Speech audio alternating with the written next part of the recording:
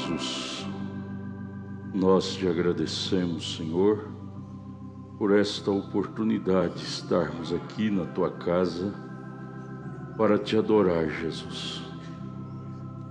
É o melhor lugar, é a melhor oportunidade que o Senhor pode conceder a um ser mortal como nós. Ajude-nos a desfrutar de um bom tempo em sua presença neste lugar. Sejamos ricamente abençoados por ti, na graça, na força do seu poder. Humildemente te pedimos, com o perdão de nossos pecados, em nome de Jesus. Amém. Senhor Jesus, nos abençoe, irmãos, nesta noite. Agradecemos a Deus por este privilégio, estarmos aqui juntos para continuar adorando a Deus. Nós adoramos a Deus em casa, no trabalho e, sobretudo, na igreja, né? Nossa vida é a contínua adoração a Deus. Nós vamos ficar de pé, vamos ler a Bíblia. Deus abençoe os irmãos que nos acompanham pela nossa página na internet.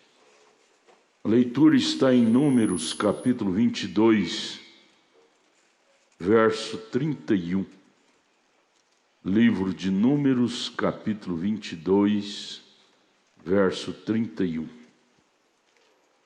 Então o Senhor abriu os olhos de Balaão, e ele viu o anjo do Senhor que estava no caminho, e a sua espada desembainhada na mão, pelo que inclinou a cabeça e prostrou-se sobre sua face. O Senhor nos abençoe em nome de Jesus. Podeis assentar. Nós estamos estudando esta preciosa mensagem pregada pelo profeta de Deus. Muda Deus seu parecer? Vamos prosseguir a partir do parágrafo 27. A página 4, parágrafo 27. Vamos extrair boas lições para nós nesta noite. Vamos começar aqui pensando em Balaão. Balaão, de uma forma carnal, não é? Poderíamos dizer assim, de uma forma carnal, perseguindo, ou seja, querendo destruir, amaldiçoar a Israel, tudo por falta de revelação de quem era Israel, não sabendo ele que Israel era a menina dos olhos de Deus. Ele sabia, Balaão sabia, mas de uma forma intelectual. Ele não sabia de uma forma revelada, ou seja, de coração. Há muitas pessoas que gostam da mensagem, desta mensagem a qual cremos, mas de uma forma intelectual, são simpatizantes, admiradores, de uma forma intelectual, carnal, pensando que é mais uma igreja, mais uma religião. Esta, eu penso, eu creio que foi a forma que Balaão enxergava a coisa. De uma forma intelectual, carnal, não de uma forma inteligente, como era Israel, qual era sua chamada, sua origem. Israel era a menina dos olhos de Deus, foi extraído da fé de Abraão, que chegou a ser expressa. Israel não vem de Isaque, o verdadeiro Israel de Deus vem de Cristo. Cristo estava naquele povo. Cristo estava naquele povo, porque por si mesmos jamais eles poderiam realizar o que eles realizaram. Abrir mar, abrir Jordão, vencer cananeus gigantes, muitas vezes maior do que eles, e caminhar pelo deserto e comida descer do céu, pão no fresco cada dia. Ali era o ministério de Cristo naquele povo. Balaão sabia disto, sabia que o sobrenatural acompanhava aquele povo. Porém, ele não sabia de uma forma revelada, ele pensava que era simplesmente um dom carismático, como muita gente pensa hoje, que este profeta, esse ministério que ele trouxe, que Deus através dele trouxe para nós, é um ministério carismático, como tem tantos pregadores carismáticos. Não é assim. É certo que ele teve os dons de cura, de libertação, de tanto da fé, de discernir, dons. Mas o ministério dele vai além, muito além de dons. Esse ministério, qual Deus nos deu, através do seu servo o profeta, nós não podemos ser como Balaão. Isso é para nós entender que este ministério é um mero dom carismático. Não, os dons, o irmão Brana foi muito claro, os dons foi como uma isca para chamar a atenção do povo. Uma isca, Deus dá os dons carismáticos na igreja, a igreja de Deus tem que ter os dons carismáticos, porque eles são acessórios. A igreja que não tem é a igreja morta.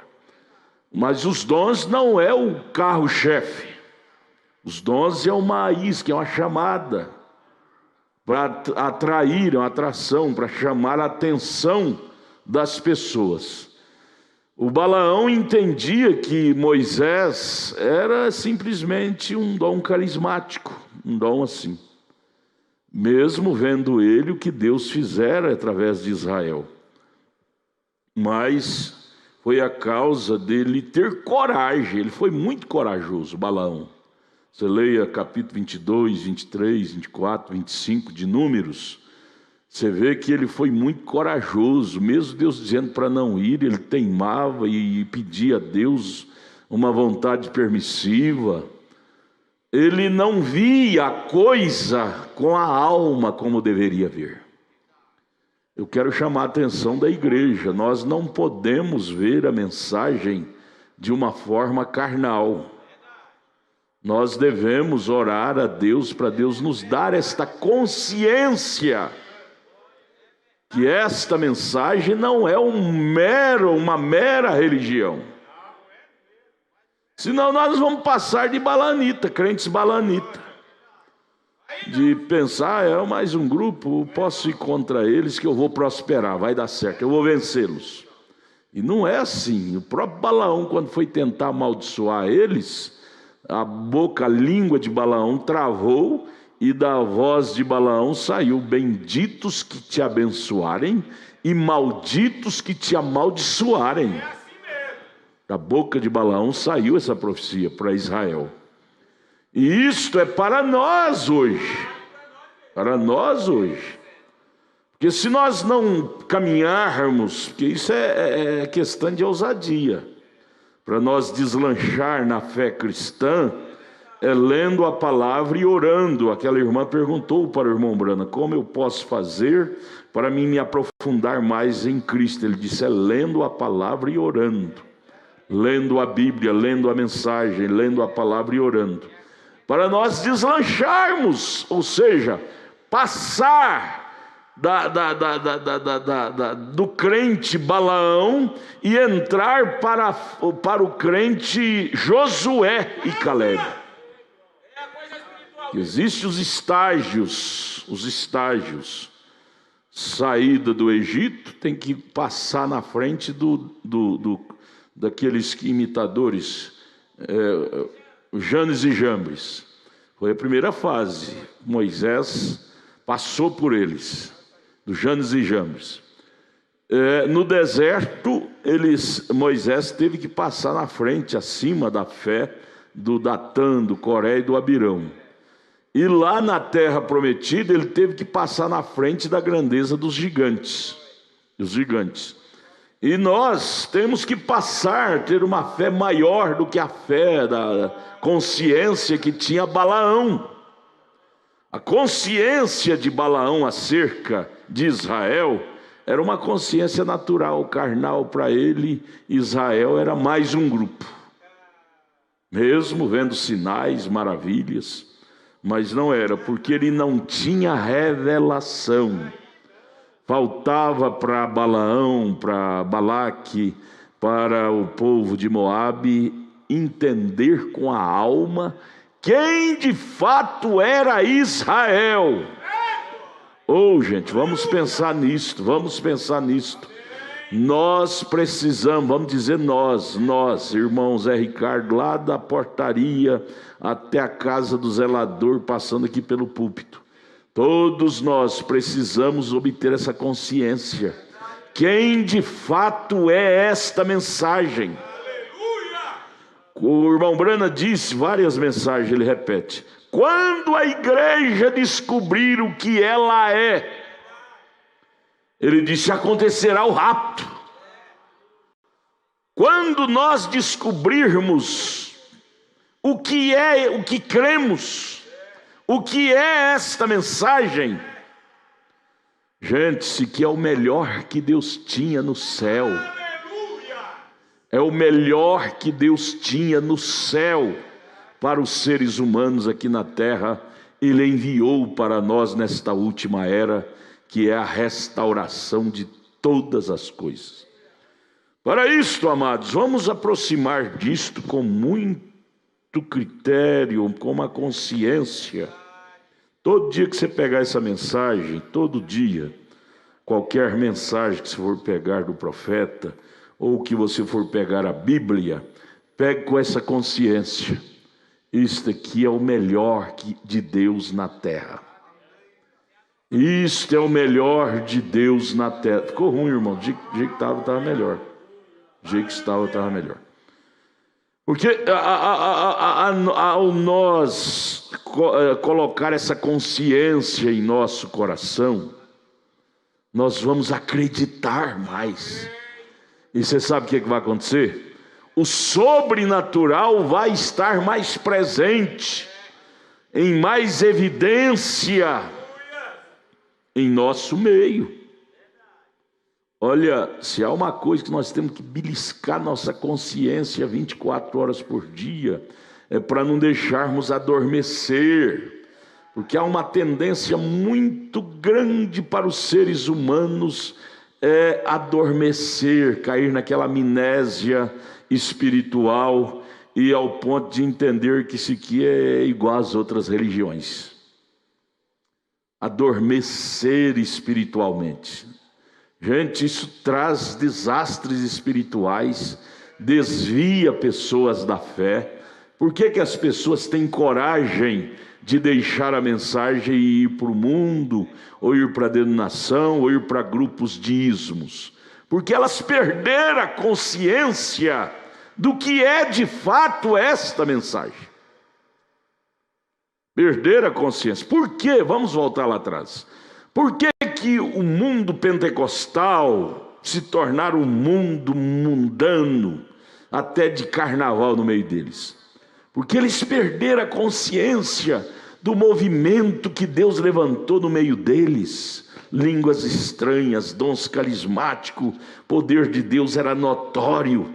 Mas ao passar do tempo, o diabo aplicou neles uma anestesia, e eles ficaram anestesiados em uma amnésia espiritual, e esqueceu da grandeza que Deus tinha posto nas mãos deles, que era a palavra do dia, o movimento pentecostal. O que aconteceu com eles? Relaxaram, se mundanizaram, e hoje é vergonhoso ver o comportamento de nossos irmãos que dizem ser pentecostais. É vergonhoso, mundanos mesmo. E hoje é a nossa vez. Hoje, agora é a nossa vez. Irmã, belisca a sua irmã e diga: irmã, agora é a nossa vez. Belisque seu irmão e diga: irmão, agora é a nossa vez. Agora é a nossa vez. Vamos deixar passar a nossa oportunidade, como os denominacionais, os pentecostais passaram. Lutero teve aquele êxodo, mas logo esfriou. Wesley teve aquele êxodo, mas logo esfriou.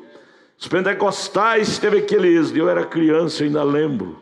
Eu ia das denominações, eu era criança, não era a mensagem não tinha chegado ainda no Brasil. Moço, a coisa era séria. O movimento pentecostal era coisa séria, era um trabalho, o sobrenatural era vivo no meio deles. Eram pessoas sinceras, o que prometia cumpria, o que pegava emprestado devolvia, promessas eram cumpridas, eram pessoas sérias. Isso passou o quê? 50 anos, já caiu essa anestesia neles, e hoje estão piores do que os católicos, piores. Testemunho baixo, sujo. Perder a consciência do que Deus tinha posto nas mãos deles. Eu lembro, era criança. O sobrenatural era visível nas reuniões deles. Era coisas fenomenais, milagres, prodígios, curas, presença do sobrenatural. Mas o que? Passou 50 anos, já chegou a essa condição. Olha, faz 50 anos que o irmão Brana morreu, 55, não é? Foi 65 para 2019, 54. Já passou 50, né? 50 fala de jubileu. E você olha assim, muita gente que se diz da mensagem, irmão Francisco, tem caído anestesia e o mundanismo, mundanizando.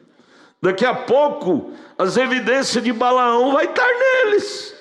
Ah não, esse grupo é como um de nós. Esse Israel, esse povo da mensagem, também é só dom carismático, é só isso. Não é não, gente. Esse aqui é o maior dos céus, descido na terra.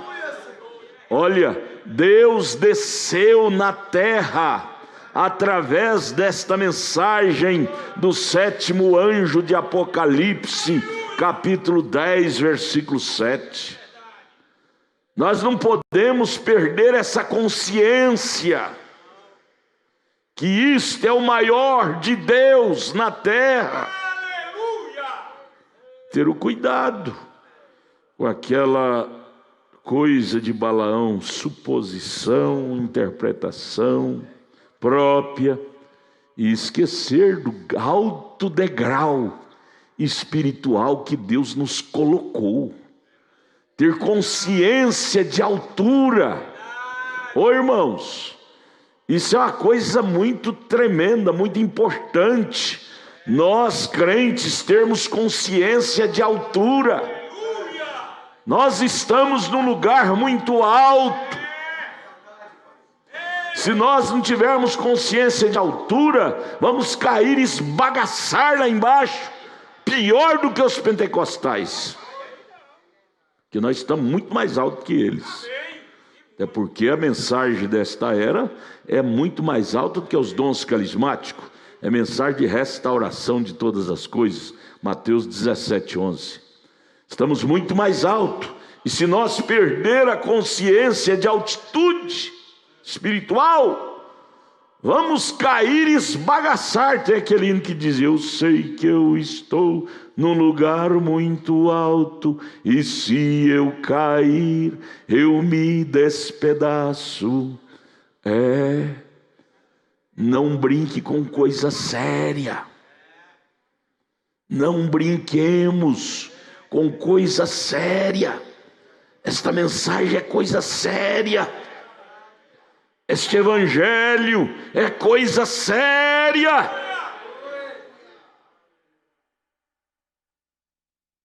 Eu fui procurado por um grupo de irmãos esse fim de semana, dizendo: eu venho congregar com o senhor, pastor, eu venho congregar. Mas qual É o ministério que você vai oferecer para nós. Eu, lá na minha igreja, eu faço isso. A irmã disse lá, eu toco pandeira. Aqui eu posso continuar? Mas me deu uma coceira na garganta, mas eu consegui ficar calado. Deu a coceira da garganta para dizer: irmãos, porventura vocês estão aqui buscando salvação ou buscando posição? As pessoas perderam a consciência do que é evangelho, do que é céu. Elas vêm interessadas em trazer suas bagagens. Não, gente. Saulo, está escrito lá na Bíblia, em Atos, que Saulo teve que passar 3 anos e meio no deserto da Arábia para fazer uma faxina espiritual de tudo que ele tinha aprendido com Gamaliel, desaprender para se encher da coisa correta de Deus, da coluna de fogo que cruzara seu caminho indo para Damasco. Mas as pessoas pensam que para servir a Deus, para ser cristão, tem que ter alguma posição. Não, nós temos que ter posição em Cristo. Efésios capítulo 6, verso 10 a seguir. Lugares celestiais é posição em Cristo. Em Cristo, a igreja, o laico, ocupa posição altíssima na fé, no Espírito, em Cristo. Aqui não é lugar de mídia, fazer, como é que chama? Espetáculo, fazer mídia, se apresentar. Eu sou obreiro. Eles falam com tanto gosto. Eu sou obreiro lá na minha igreja, eu sou obreiro. E aí vem com aquela humildade falsa. Eu sou um coitadinho, mas eu não sou nada, mas eu sou um obreiro. Isso é nojento. Você tem que aprender a dizer: eu sou um cristão. Tem que tirar essa bagagem de apresentação pessoal. Você tem que aprender o linguajar da Bíblia. Paulo dizendo, sabe o que Paulo disse? Aquilo que eu tinha lá com Gamaliel, considerei como esterco. Como esterco. Joguei tudo fora para aprender com Jesus. Vinde a mim os que estão cansados e oprimidos, aprendei-vos de mim, que sou manso e humilde de coração. Aprender é com Jesus.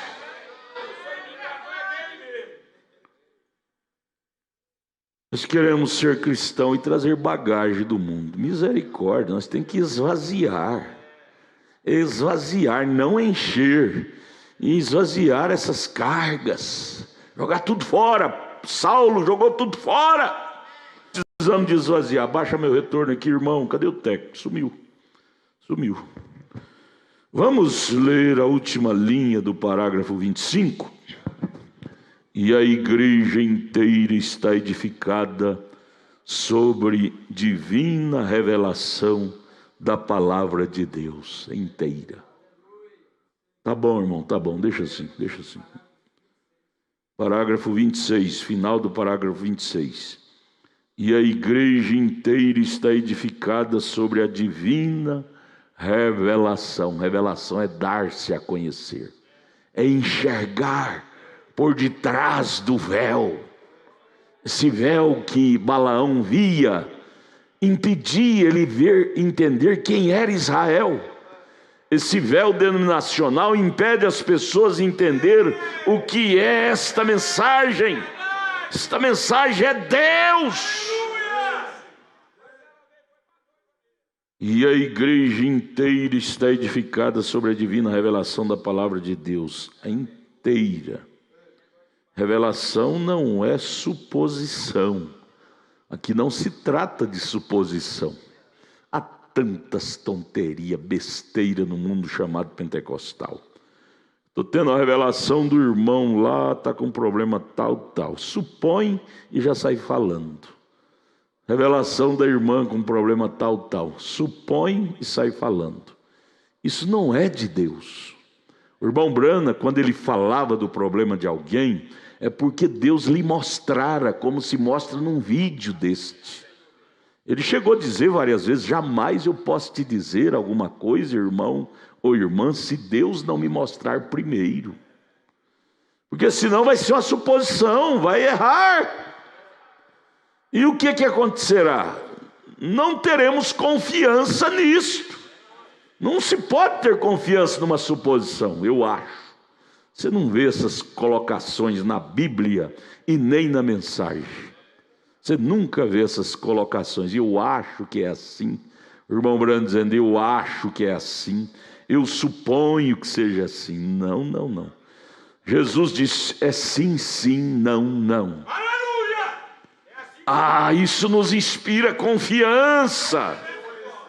Nós não estamos em um evangelho de eu acho, de eu imagino, de eu suponho. Um evangelho de sim, sim, não, não. Isto traz cura divina, traz segurança. Então vamos lá para o parágrafo 27. Jesus disse que sim. Um dia, descendo do monte, ele disse aos seus discípulos: quem dizeis que eu sou, filho do homem sou? Ou quem diz o povo que eu sou? É São Mateus 16, né? E alguns deles disseram: bem, tu és Moisés, tu és Elias, ou um dos profetas. Ele disse: mas quem? Virou para os discípulos e disse: mas quem dizeis vós que eu sou? Ele queria uma palavra dos seus discípulos. Irmão, vamos segurar aqui, só isso aqui, ó. Deus quer uma palavra nossa. Nós somos o povo, discípulos de Jesus. Deus quer ouvir de nós uma palavra segura, como ele ouviu de Pedro. Pedro naquela hora tomou a palavra e disse: tu és o Cristo, o Filho do Deus vivo. Tu és o prometido. Tu és ele mesmo. Quer dizer, ele falou com segurança. Você precisa ter convicção própria. Virar para esta mensagem e dizer: esta mensagem é Mateus 17:11. Esta mensagem é Malaquias 4:6. Esta mensagem é Apocalipse 10:7. Sem sombra de dúvida. Nós não podemos ser pessoas indefinidas, indecisas. Jesus virou para o seu e disse: mas vós, quem dizeis que eu sou? A igreja dele, que era composta de 12 naquele tempo, tomou a palavra e disse: tu és o Cristo. Irmão, nossa fé não pode ter variação. Nossa carne é cheia de problemas, de espinhos, mas a nossa alma está segura. Você lembra que carne de Pedro era cheia de variação. Mateus 16, ele acabou de falar isso para Pedro, logo Pedro já deu uma variada, lá no próximos versículos. Jesus já teve que corrigir ele: Pedro, para trás de mim, Satanás.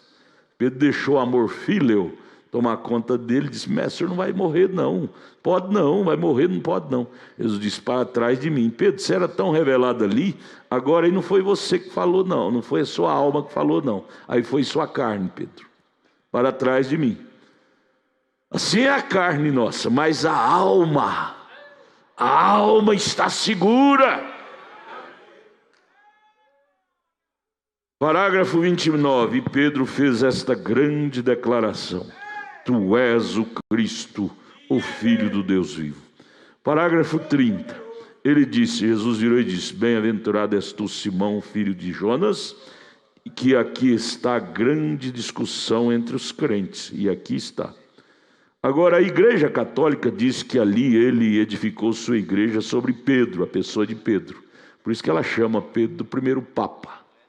Pedro nunca nem sequer pisou em Roma, gente. Você lê a biografia de Pedro, ele nunca nem sequer pisou em Roma. E lá eles têm a sepultura de Pedro, tudo imitação. Eles dizem que foi edificado sobre Pedro, porque ele diz: tu és Pedro. A palavra Pedro quer dizer pequena pedra. Nem sempre sentido etimológico do dicionário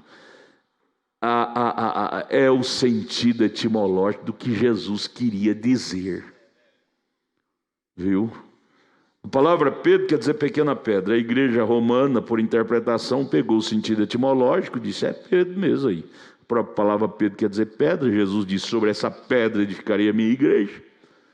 Jesus não estava dizendo de Pedro. Pedro era humano, ele falhou, negou a Jesus. Como que Deus podia edificar a igreja sobre um homem covarde? Diante de uma criadinha do sumo sacerdote, negou a Jesus. Não foi sobre o homem, Pedro, mas foi sobre aquela revelação da alma de Pedro. Ô irmão, nós podemos puxar para nós isso agora, irmão Francisco, e dizer, a igreja de Jesus não é edificada sobre o homem William Branham, sobre o homem Adalto, o homem Francisco, não.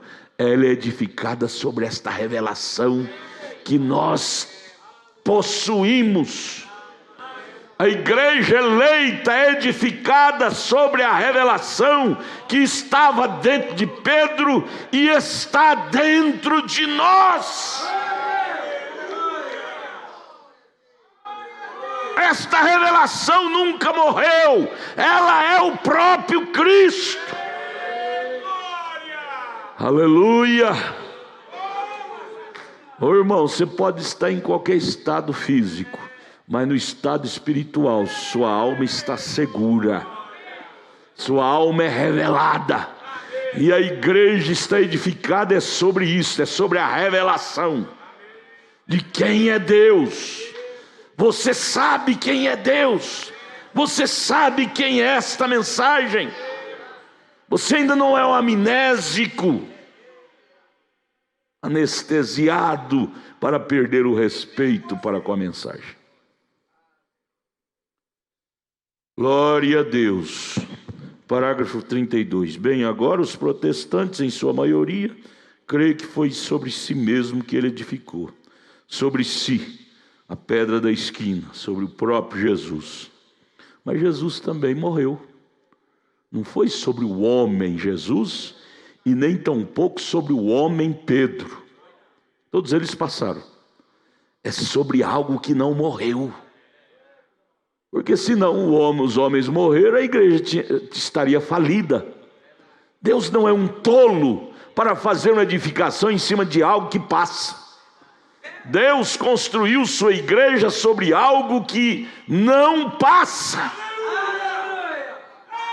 Não é nem sobre o homem Pedro. O homem Pedro morreu, falhou. Não é sobre o homem Jesus. O homem Jesus morreu na cruz. Mas veja você, ele era a pedra de esquina do edifício. Eu creio que aquilo sobre o que ele edificou a igreja. Agora o 33. Não para ser diferente, mas veja você, a pergunta foi, quem diz os homens que eu sou? Pedro disse, tu és o Cristo, filho do Deus vivo. E ele disse, bem-aventurado és tu, Simão, filho de Jonas, carne e sangue nunca te revelou isso, tu nunca aprendeste isso por fazer um seminário, vê? Tu nunca aprendeste isso por alguma coisa feita pelo homem, mas meu Pai. Escuta, quem é o Pai de Jesus? É o Espírito Santo, é Deus, é a palavra. Meu Pai que está nos céus e também na terra, né? Porque Deus é onipresente, te revelou isto. Está vendo? Sobre esta pedra que acabou de abrir para você, Pedro, edificarei a minha igreja e as portas do inferno não podem prevalecer contra ela.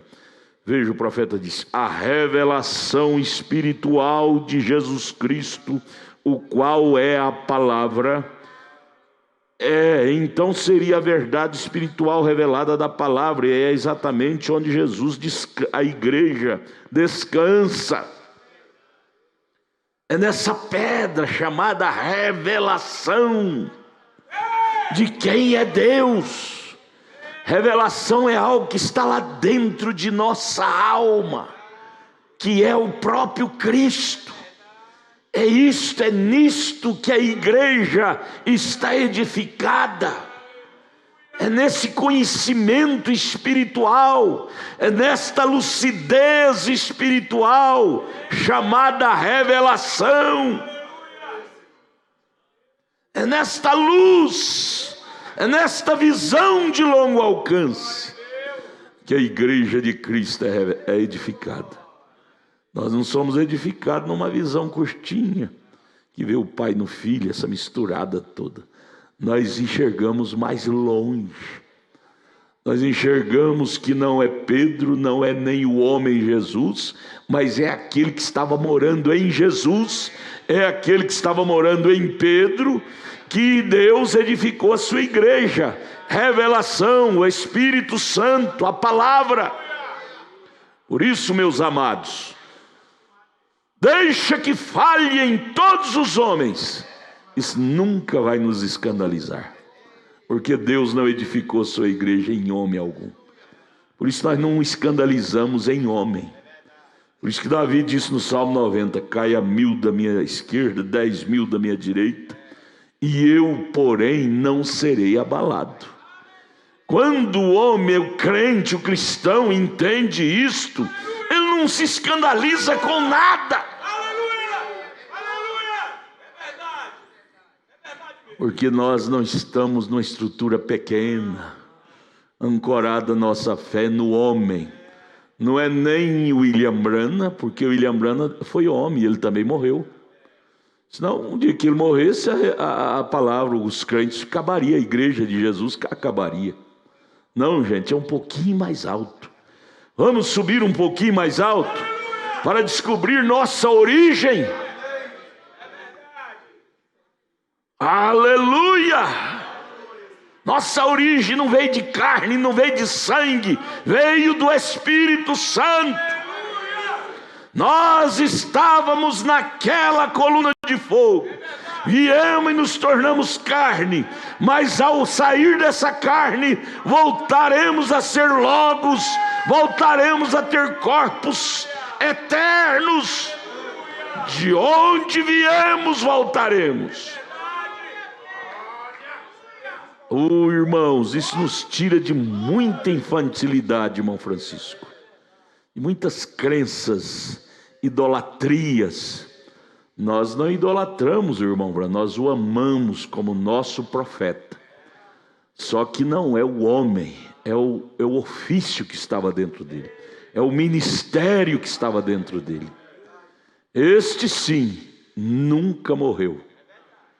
Haja visto quando ele estava batizando a 17ª pessoa no rio Ohio, lá em Kentucky, nos Estados Unidos, no ano de 1933, esta coluna de fogo veio fazendo um barulho grande, muitas pessoas correram de medo, outras desmaiaram, e desta bola de fogo saiu a seguinte voz para o profeta: assim como João Batista foi enviado para precursar a minha primeira vinda, a tua mensagem. Ele não disse você, não. Ele disse a tua mensagem precursará a minha segunda vinda. Não é essa nuvem não, irmão. É a bola de fogo, é a coluna de fogo sobre a cabeça do profeta. Então é a mensagem. E a mensagem é Cristo. É Deus que é esta mensagem. Vamos fazer igual os judeus. Você sabia, eu estava lendo um pouquinho a biografia dos judeus, ouvindo. Eles pegam lá os pergaminhos, porque eles ainda não creem no Novo Testamento. Eles pegam os pergaminhos. Quem estava aqui quando aquele judeu veio aqui um dia? Um judeu, os irmãos estavam. Vocês veem a reverência que eles têm para com a palavra de Deus. Eles colocam o turbante na cabeça, eles beijam a capa do pergaminho, para depois abrir com tanta devoção, com tanta reverência, porque eles sabem que dentro desses pergaminhos tem a palavra de Deus. Eles têm consciência, e isso deveria acontecer com cada crente, cada um de nós. Ao pegar essa Bíblia, não colocar turbante, que nós não temos doutrina para isto, mas pegar com reverência, com aquela consciência, e dizer: Deus, isso aqui é a tua palavra. O irmão Branham, ele conta naquela mensagem, Melquisedeque, grande príncipe, não, é a mensagem, esqueço o nome. Ele conta que às vezes ele chegava assim, e via a Bíblia em cima da mesa dele, ele diz que arrepiava só de vê-la. arrepiava todinho só de ver a Bíblia. Com a consciência que ele tinha o que é a Bíblia, ele começava a chorar e dizia: Deus, aqui tem palavras de vida eterna dentro disto. Deus, aqui tem palavra de cura divina dentro disto. Aqui tem palavra de salvação dentro disto. Ele começava a chorar só de olhar a Bíblia e ver, lembrar do conteúdo que está dentro disto. Nós deveríamos, irmão Zefirino, cultivar isso dentro de nós, essa cultura do que temos. O pior pobre é aquele que não valoriza o que tem. Gasta tudo, joga pela janela, pelo ralo. É o pior miserável, não sabe valorizar o que tem. E espiritualmente é a mesma forma. Nós nos tornamos pobres, temos tudo e às vezes não valorizamos. Vivemos mendigando como um maltrapilho, mendigando espiritualmente, paupérrimo, e possuindo tudo. Irmão, aqui dentro, aqui dentro tem voz de vida eterna. Deus nos ajude a construir mais, irmão Érico, dessa consciência dentro de nós. Nós, seres humanos, somos fadados a esquecer, perder a consciência, esquecer de valores, esquecer os valores. Vocês lembram quando vocês se batizaram? Eu lembro quando eu me batizei em 72. Esta mensagem era ouro puro para a minha alma. Nós temos que ter cuidado para isso não perder de vista da nossa consciência. Ter cuidado de continuar sendo ouro puro para as nossas almas. Essa semana o pastor William, lá de Caldas Novas, me ligou dizendo: pastor Adalto, que eu indiquei para ele ler aquele livro, Os Heróis da Fé. Ele me ligou agradecendo, dizendo: que livro bonito, comportamento daqueles heróis da fé. E aí ele me disse: eu estou lendo uma mensagem cada dia. Aí ele disse: é porque eu estou faminto, tempo para fumar, para beber, para prostituir, para falar mal da vida alheia. Você não vai ter tempo para pecar. Nós envolvendo mais nosso tempo com Deus, nosso tempo para as coisas erradas não vai existir.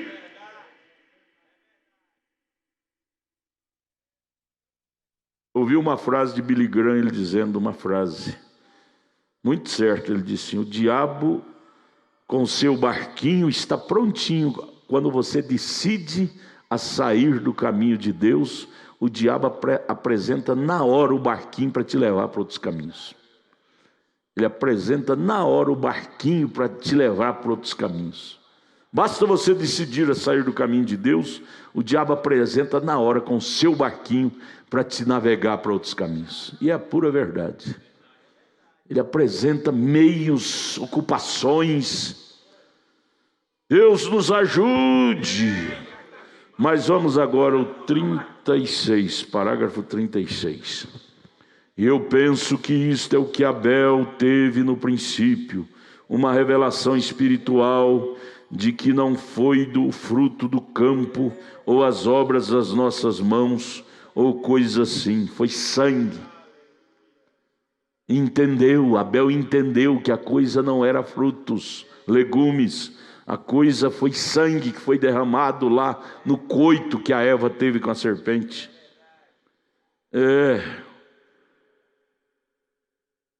Deus ajude nós também a ter esta revelação. Foi sangue, e ele ofereceu a Deus o maior sacrifício do que Caim. Simples, porém maior. Irmãs, nossa fé nesta mensagem é simples. Somos um povo simples, uma fé simples, porém maior do que a fé dos denominacionais têm. Maior, sabe por quê? Porque a nossa fé é revelada. É uma fé lúcida. Nós não temos uma fé embaraçada, não. Nossa fé é real, é lúcida. Nós sabemos onde estamos indo, em quem temos crido. Nós não estamos andando às palpadelas da vida, sabemos onde está pisando nossos pés.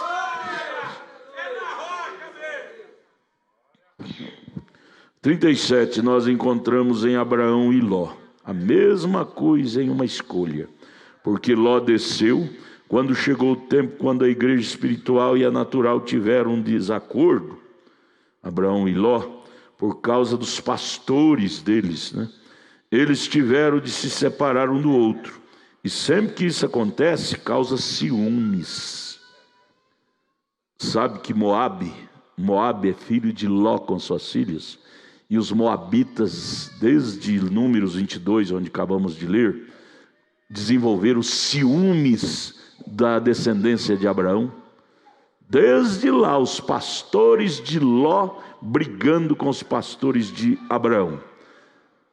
Os descendentes de Ló, moabita, brigando com os descendentes de Abraão, Israel. Ciúmes. Caim brigando com Abel até matá-lo. Ciúmes. Oh, irmão, eu fico tão feliz. Eu fico tão feliz em ver, irmão Érico. Nós não temos que brigar com ninguém. Não temos que apedrejar ninguém. Abel não teve que apedrejar a Caim, não teve que brigar com Caim. Moisés, você não vê em momento nenhum Moisés brigando com Balaão, apedrejando Balaão. Jeremias, cá na frente você vai ver Jeremias e Ananias, aquele profeta Ananias. Jeremias profetizou que seria 70 anos de escravidão, que Israel estaria em Babilônia. Ananias veio com aquela profecia falsa para afrouxar as cordas. Disse, não, é 2 anos só, 2 anos. Você vê lá que Jeremias também não brigou com Ananias. Jeremias simplesmente disse, a profecia que cumpri, essa é de Deus. Preste atenção nos fatos e vamos comprovar. Ele não ficou com medo, porque aquilo que ele falara não foi ele que falou, foi Deus que falara na boca dele. Irmão, esta mensagem que o profeta trouxe, não foi ele que aprendeu entre 4 paredes em algum seminário, não. Foi a coluna de fogo que trouxe para ele. Leia a mensagem, 5º selo, parágrafo 112, ele disse, a coluna de fogo vinha e me mostrava tudo diferente do que eu tinha aprendido com Ellen White, com os adventistas e com as denominações. Eu anotava, tinha que fazer novas anotações. E o irmão Brana ficou tão descansado que as pessoas lhe criticavam, diziam que ele era falso, heresia. Ele nunca brigou. Você, quando está seguro na coisa, você não tem que brigar com ninguém. Caim é que briga com Abel, Moabita é que briga com Israel, Ló é que briga com Abraão, Judas é que briga com Jesus, Ananias é que briga com Jeremias. Nós não temos que brigar, nós temos é que agarrar nisto, confiar nisto e seguir em frente. Passos firmes, concretos.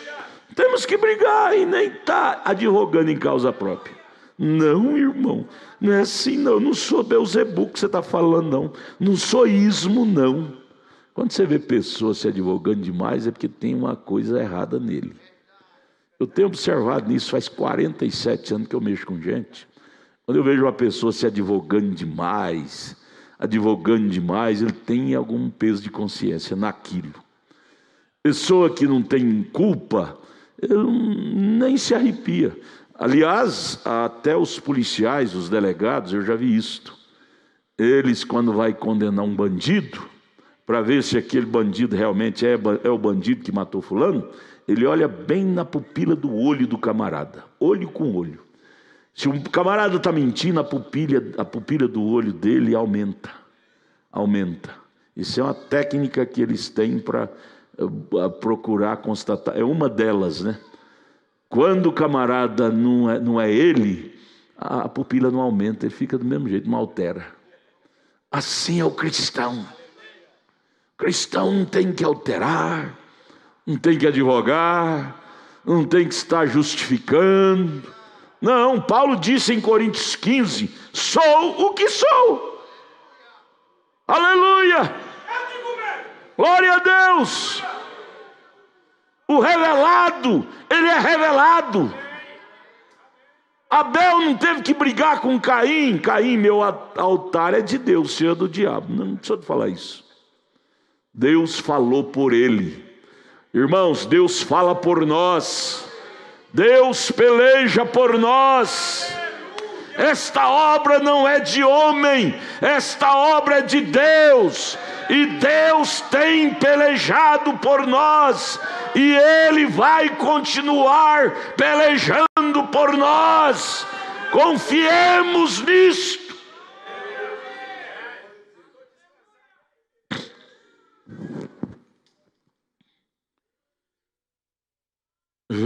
Parágrafo 38. Verificamos que Abel, porque Deus o havia recebido, e ele não recebeu a bonita e grande oferta de Caim.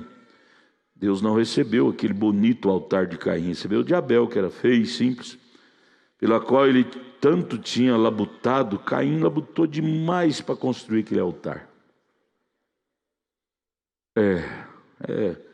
É oferta de carne para isso, para aquilo, é orar no monte, 7 dias de campanha para isso, 7 dias de campanha para aquilo.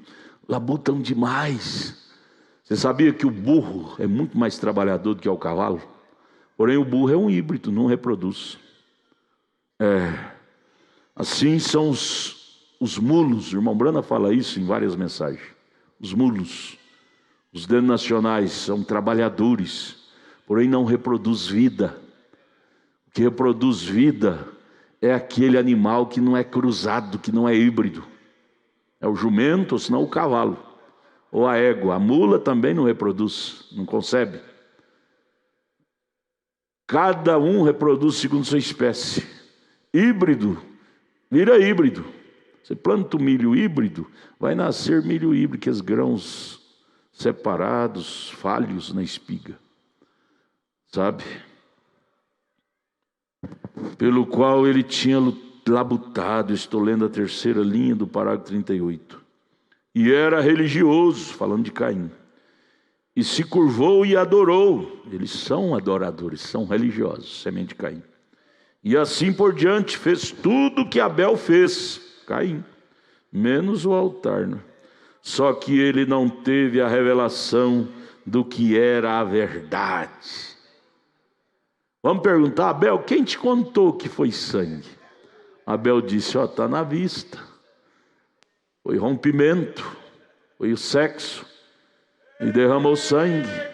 E o antídoto tem que ser sangue. Onde já se viu fruta nisto? Foi sangue derramado. Primeira vez que derramou sangue foi lá, aquele coito da serpente com a Eva. E tem que ter antídoto, e o antídoto é a mesma qualidade, é sangue. Veneno de cobra que cura mordida de cobra. Sangue cura sangue. Não é legumes, não é fruta, não. Mas Abel, tu nunca foi no seminário, em escola, e sabe disso. Eu sei porque o meu Deus dentro de mim me mostrou. Se você não aprende em seminário, não, você aprende em Cristo. Experiência com Deus. Fez tudo o que Abel fez, só que ele não teve a revelação do que era a verdade. Assim verificamos que quando Deus aceitou a revelação de Abel, o altar, sua oferta, isto fez Caim ficar com ciúmes de Abel. E ali ocorreu o primeiro homicídio. Ciúmes de Abel. Irmão, já por aí, irmão Érico e todos os irmãos e irmãs, nós podemos constatar que nós não somos semente de Caim. Por aí. Você não tem ciúme de ninguém. Esses grupos saem por aí falando mal de nós, difamando de nós. Nós ficamos tranquilos. Irmão, eu nunca tive um tempo tão feliz como eu estou tendo. Tranquilo, seguro. Eu não tenho que revidar de ninguém. Eles têm direito de falar o que quiser. Eu me lembro daquele político, Maluf, Paulo Maluf. Ele parece que já está quase morrendo de velho. ele dizia assim: fale bem ou fale mal, mas cite meu nome. Ele queria se promover na política. Fale bem ou fale mal, mas cite meu nome. Ele não tinha medo das pessoas falar dele. Ele tinha aquele tabu, aquele trunfo nele. E o cristão, se um homem pecador igual ele podia dizer isso, e nós cristãos? Vamos ter medo dos outros falar sobre nós? Não. O que está dentro de nós é maior do que o que está na boca deles. O que está na boca deles é difamação, baixaria, xingamento. E o que está dentro de nós é revelação, postura, conduta, firmeza, âncora. É maior.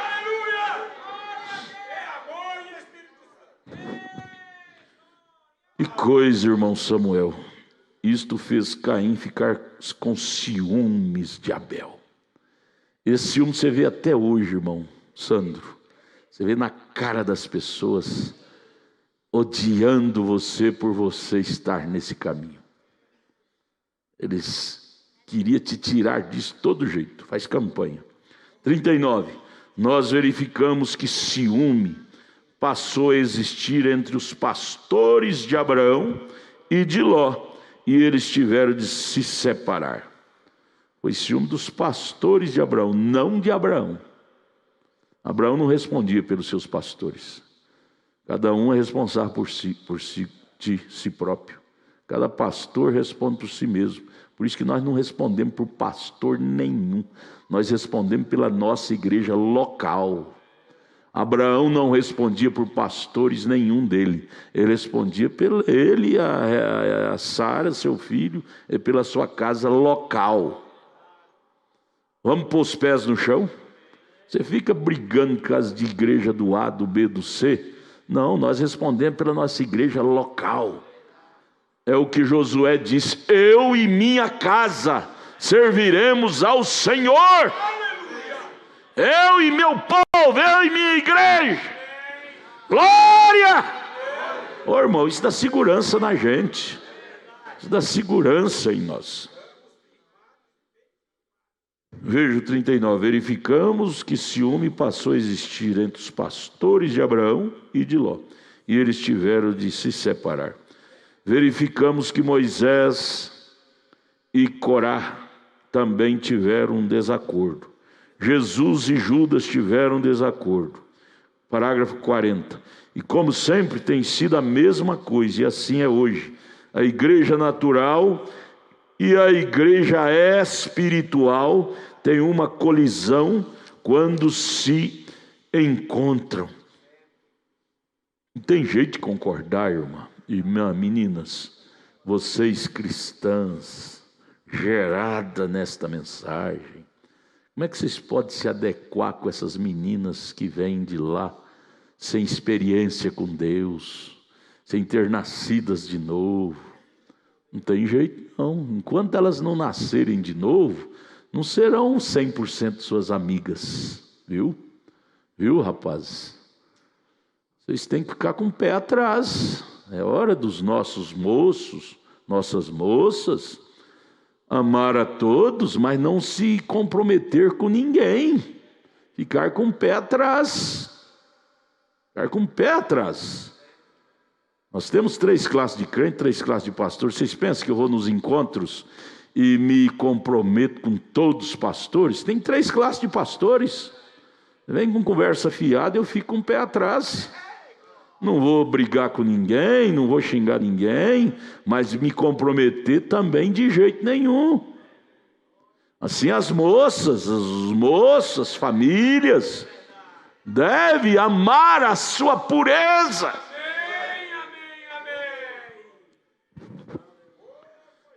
Veja, o natural e o espiritual quando se encontram.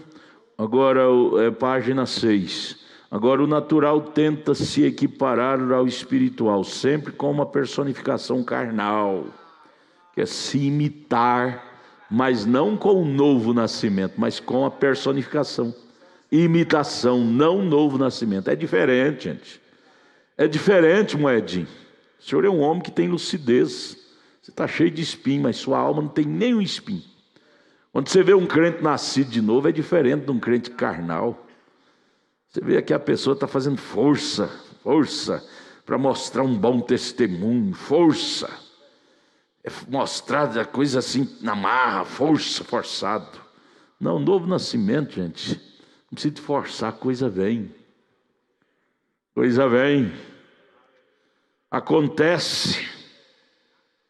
Agora o natural tenta se equiparar ao espiritual. O Balaão queria se equiparar a Israel, sempre com uma personificação carnal. Mas como foi com Esaú e Jacó, isso não funciona. Esaú nunca foi um Jacó. Queria forçar. Esaú, irmão Brana chega a dizer, o comportamento de Esaú era 1000 vezes melhor do que o de Jacó. Esaú cuidava do pai, da mãe, da casa, da fazenda do pai. Jacó era um desmiolado, vagante. Só que o dia que Jacó teve aquele encontro com Deus no Vale de Jaboque, Esaú nunca pôde se equiparar a Jacó. Jacó foi um nascido de novo. A coisa mudou. Irmão, a coisa vai mudar para você. Vai mudar para você, irmã. Fica com medo não. Fique no posto do seu dever, que o Vale de Jaboque vai chegar e o quadro vai mudar, irmão Edinho. Esse quadro vai mudar. Tenha paciência com Deus. Não desanime. Sabendo que no que é verdadeiro estamos, e estando nisto, por si mesmo, cumprirá a tremenda vitória do amor divino. Que nós temos que ter convicção aonde estamos. Jacó tinha convicção que ele estava no Vale de Jaboque. Ele disse, aqui é o lugar, daqui eu não saindo daqui, vai haver uma mudança em mim. Você tem que ter convicção onde você está. Você está nesse Vale de Jaboque, que é a mensagem da hora. A mudança é automática. Comece a comer dessa palavra, crer nela, segurar nela. Tudo que você precisa virá através dela. Aleluia! Glória a Deus. 41. Deus tem sua igreja chamada, nomeada, colocada à parte, ou seja, separada, e na era em que ela vive, Ele se revelará a ela todas as vezes, exatamente como Ele disse em Romanos capítulo 8, para que a presciência ou a predestinação de Deus ficasse firme. Caim, eu quero dizer, Esaú e Jacó, 42. Antes que qualquer dos meninos houvesse nascido, lá no ventre da mãe, ele já era eleito. Jacó eleito para Deus e Esaú eleito para o diabo. Antes que houvesse nascido, antes que até mesmo tivesse tido chance de fazer uma escolha, Deus disse, eu aborreço Esaú e amo Jacó, porque ele sabia o que estava neles desde o princípio, e nós sabemos o que está em nós. Deus, quando os 2 meninos estavam no ventre da mãe, Deus já deu as características. Um é meu, o outro não é. Um tem o meu espírito, o outro não tem. O outro tem aquele espírito deturpado, que o diabo deturpou lá no céu, enganando a terça parte deles. Aqueles espíritos enganados desceu e veio morar em criança. Quando o feto nasceu da mãe, foi liberado um espírito enganado, que o diabo enganou lá no céu. Terça parte, é maior o número dos espíritos enganados, uma parte só que o diabo não conseguiu enganar. Você tem que dar glória a Deus, que você faz parte dessa uma parte, que não foi enganada por Satanás lá. Por você não ter sido enganado lá, você não é enganado aqui. Jacó recebeu um espírito que não era enganado, Esaú recebeu, Jacó não. Por isso Deus disse, eu amei Jacó e aborreci Esaú, que o espírito que virá encarnar naquele feto, terá o nome de Esaú, será um espírito caído, que a serpente lá de Apocalipse 12 enganou, passou o rabo dela, o Lúcifer, e enganou lá no céu. Ô irmã, você tem que dar glória a Deus de você ter recebido um espírito que não foi enganado lá no céu por Lúcifer, aquela terça parte de espíritos caídos. Você não participa dela.